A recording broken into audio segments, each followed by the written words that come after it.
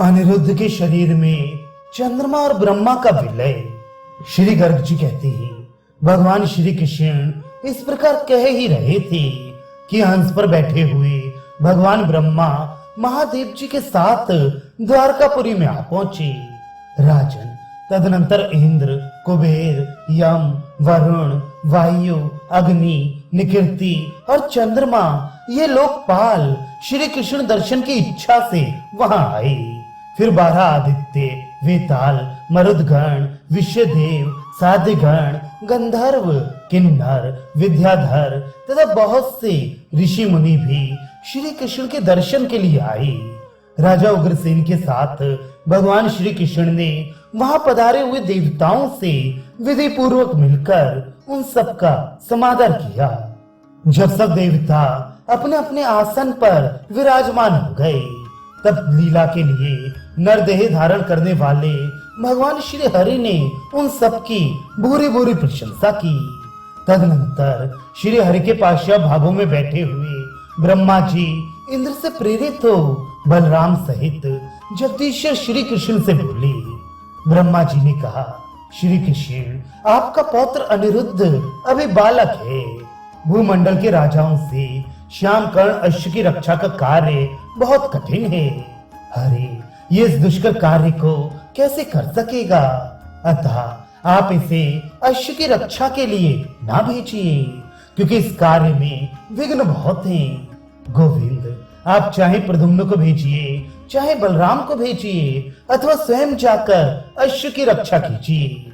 ब्रह्मा जी की यह बात सुनकर श्री हरि हंसते हुए से बोले।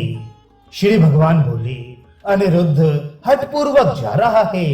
इस विषय में वह मेरा निषेध नहीं मानता है। अतः आप स्वयं उसके पास जाकर यत्न पूर्वक उसे मना कीजिए। श्री गर्ग जी कहते हैं, श्री कृष्ण की यह बात सुनकर ब्रह्मा जी चंद्रमा को साथ लेकर प्रद्युम्न नंदन अनिरुद्ध को रोकने के लिए गए।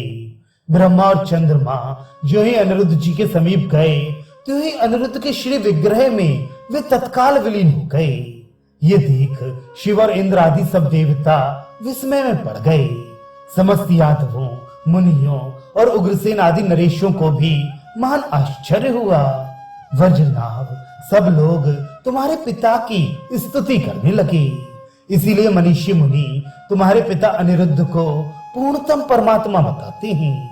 राजन, तदनंतर राजा उग्रसेन सभा से उठकर मन ही मन श्री कृष्ण को प्रणाम करके यज्ञ संबंधी कौतुक से युक्त हो सुंदर रत्न से जटित अपने अंतःपुर में गए।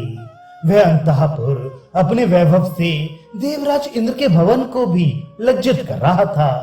वहां जाकर नृपश्रेष्ठ उग्रसेन ने वस्त्राभूषणों से विभूषित, दासियों से सेवित तथा श्वेत चामरों से विजित शची के समान मनोहर मुख वाली रानी रुचिमती को देखा, जो पर्यंक पर विराजमान थी।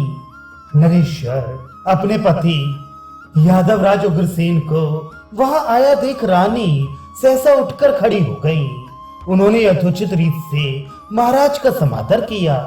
तब पर्यंक पर बैठकर विष्णु वंशियों के स्वामी राजा उग्रसेन हंसते हुए मेघ के समान गंभीर वाणी में अपनी परम प्रिया रुचिमती से बोली, प्रिय, मैं भगवान श्री कृष्ण की आज्ञा से आज अश्वमेध यज्ञ का आरंभ करूंगा, जिसके प्रताप से मनुष्य मनोवांछित फल पा लेता है। श्री गर्ग जी कहते हैं, राजा की यह बात सुनकर पुत्र शोक से संतप्त हुई दीन दुखी रानी ने अपने पुत्रों का स्मरण करते हुए राजा धीराज उग्रसेन से कहा। रानी बोली, महाराज, मैं पुत्रों के दर्शन से वंचित हूँ। अतः मुझे सारी संपत्तियां जो देवताओं के लिए भी प्रार्थनीय हैं, रुचती नहीं हैं। आप सुखपूर्वक यज्ञ का अनुष्ठान कीजिए, मुझे इससे कोई मतलब नहीं है। नृपेश्वर, जब इस यज्ञ के प्रताप से सुंदर पुत्र प्राप्त होता हो, तब तो मैं प्रसन्न चित्त होकर इसके अनुष्ठान में आपके साथ रहूंगी। रानी की यह बात सुनकर राजा का मन उदास हो गया। जैसे श्राद्ध देव मनु अपनी पत्नी श्रद्धा से वार्तालाप करते हैं, उसी प्रकार वे पुनः अपनी प्रिया से बोले। राजा ने कहा, भद्रे, मैं जो कहता हूँ उसे ध्यान देकर सुनो। पुत्रों की कामना बहुत दुखदायिनी होती है, अतः उसे छोड़कर तुम साक्षात मुक्तिदाता परात्पर परमात्मा श्री कृष्ण का भजन करो। मैं बूढ़ा हो गया और तुम भी वृद्धा हुई, फिर पुत्र कैसे होगा? इसलिए बंधन के कारण भूत अज्ञान जनित शोक को त्याग दो।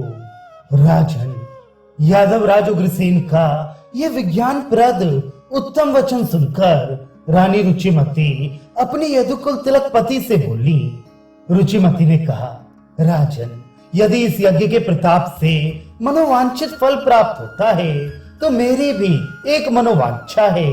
मैं चाहती हूँ कि मेरे मारे गए पुत्र यहाँ आएं और मैं उन्हें देखूं।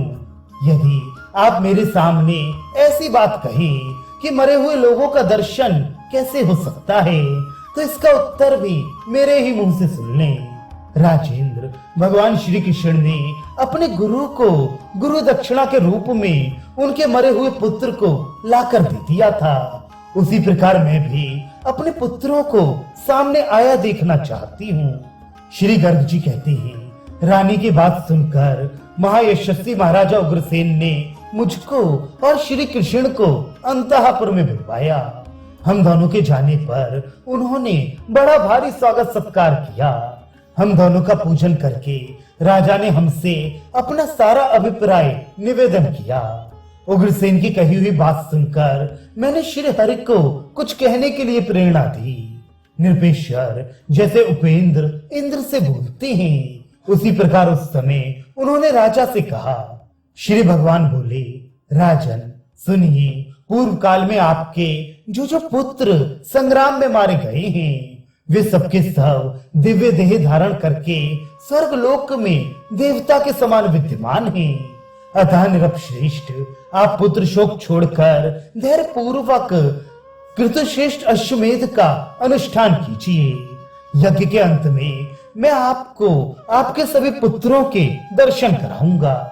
श्री कृष्ण का ये कथन सुनकर पृथ्वीपति उग्रसेन बड़े प्रसन्न हुए और अपनी प्रिया को सुंदर वचनों द्वारा आश्वासन दे श्रेष्ठ पुरुषों के साथ सुधर्मा सभा में गए।